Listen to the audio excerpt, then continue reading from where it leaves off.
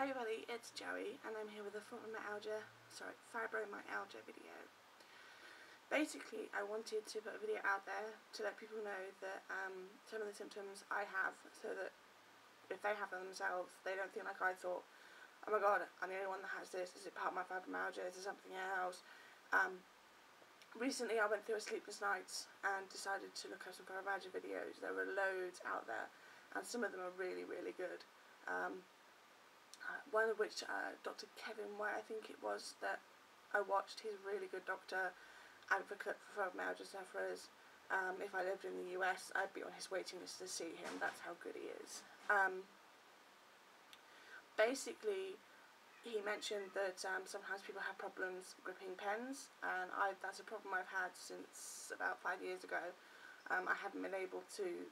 I can hold the pen and I can write like 2 sentences if they're very short sentences, but the pain is just like major. And I didn't know whether that was part of my fibromyalgia. I always attributed it to my fibromyalgia because of the muscle cramps, but I didn't know if anybody else had it, and I was kind of scared to ask my doctor, is this part of my fibromyalgia, is it carpal tunnel syndrome, is it something else? Because I know that I personally don't want to get other conditions, I don't want to collect them, I don't want to have more labels applied to me. Sometimes they're good ones, sometimes like when I found out I had sleep apnea, that really did help my fatigue, but I didn't say anything to anybody until it got to the point where I was really, really awful, tired all the time and sleeping like whenever I could, that someone picked up on it, because it wasn't something that I wanted to, when I had the test for it, I was just really worried about picking up another condition and them telling me there was something they could do about it. Thankfully there was something they could do about the sleep apnea. They gave me a CPAP mask and I sleep with that at night now, and I do sleep a lot better. I don't wake up in the night as much, and my fatigue level is less. But I still struggle at times, but I think we all do. The other thing I wanted to mention with the vomiting and nausea, I go through cycles where I'll be vomiting all the time and just I take an injection to stop it, and that works sometimes it doesn't, but I went to see my consultant. My GP prescribed it, and I saw my consultant and she said she was happy for me to have it prescribed as long as it was fully investigated. So I saw a gastro doc, and they said they'd have to do a gastroscopy, endoscopy. So they did that, which was horrific, and I would never go through that again. And they determined that I was anemic, but they couldn't work out why. So they took a biopsy and that all came back normal, or there was no reason for me being anemic. So they put me on iron tablets, and then they sent me to see a haematologist because I've had a history of enlarged spleen for no reason. So they sent me to him because they were worried that the spleen was pressing on my stomach, and that was why I was nauseous all the time. So he did a scan, and there was nothing there basically. Well, there obviously there was stuff there, but there was no reason that he could pinpoint and say my spleen was still enlarged, but it wasn't pressing on my stomach. So I then spoke to my consultant, and she sent me back to the gastro doc, having suggested in my notes that I see a psychologist for a completely different reason. The gastro doc read this, different gastro doc, and she decided that basically someone as young as me, even though I was 28 at the time she decided I was 18, I then had to remind her that 28 and 1982 plus 2010 does not make 18. But that's neither here nor there. She said that it was all psychological, and then my consultant, I got very angry because I didn't appreciate being told that. She basically insinuated that I was making myself sick, and my consultant said, oh no, don't worry about it, this is my respiratory consultant because I have lung issues. So she said, no, I don't believe that, and then it came out later that she'd basically been placating me with allowing me to have it prescribed, and the infections that I got from having it prescribed and having to inject myself and all the rest of it. And she said that she felt that when I saw the psychologist it would just disappear.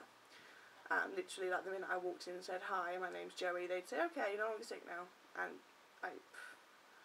so I kind of got really worked up about that, and it's only been recently that I've worked out, or I've gone through the Fibro Foundation forums and videos that I've seen that other people have nausea. So I'm thinking that that's one of the reasons why I've had it for as long as I have. I'm in a cycle at the moment where it's come back.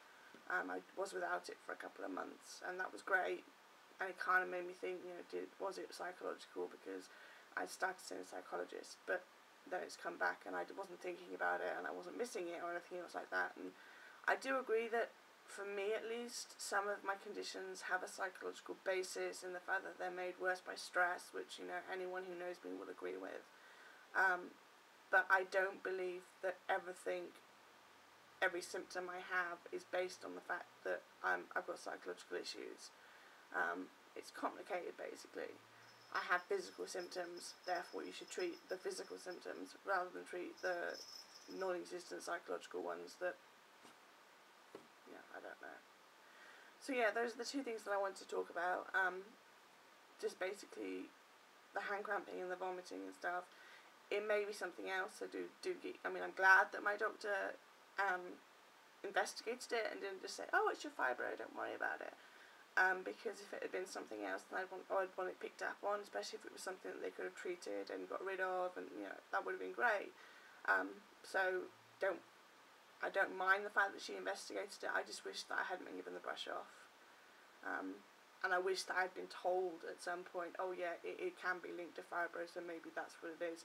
It was just made out of, you're crazy, you're making yourself sick. You know, we don't really believe you're being sick, or you're doing it on purpose. And that just really irritated me. I think one of the quotes was, you're having bad thoughts. And I was just like, yeah, okay, I don't want to deal with this. Unfortunately, because my respiratory doctor is a specialist, I cannot just change doctors. So, yeah, so luckily I'm a uni student. Yes, I'm 30, I'm a uni student. And I do my exams, thankfully, they when I saw the disability student allowance people, and they assessed me for DSA, they said that I could either have someone write the exams for me, which I didn't want because I don't work like that. I work with thinking. I don't like thinking aloud. I like to be able to do it myself, kind of thing. And so they said that I could do my exams at home, and I could use my laptop or my main computer and print out the results and my exam papers and stuff. And and they've also paid for me to have Dragon Naturally Speaking, so when I can't type, then it doesn't matter because I can dictate, which is irritating at times and takes quite a while, but sometimes things have to be done and you just have to get on with it. So I was really lucky with that. They've been really understanding. I'm just about to finish third year with 2 exams in June, and then I'm off until February when I start 4th year. I know it sounds weird, but that's just the way the AU works. Depending on which courses you pick, it depends on when you start. And I should graduate in 2014. So, but anyway, I just wanted to do a video and let people know that the weirdest symptoms, you're not alone. You know, sometimes they pop up and you think, okay, where did that come from? And it's always good to mention it to your doctor so that you can get it checked out. But if they turn and say, we can't find anything wrong with you, and they don't mention fibro, it might be something that you want to mention. But at the same time, don't blame everything on fibro, because it's not all there, and you don't want to get into the mindset of, I don't have to go to the doctor because that's just fibro, because then you can ignore really things. So basically I'm being very contradictory.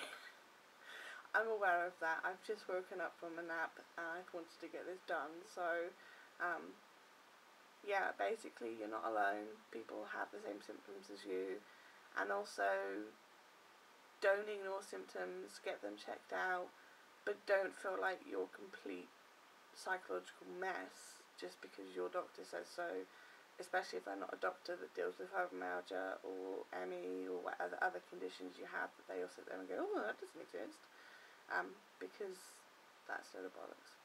Okay, thanks for watching.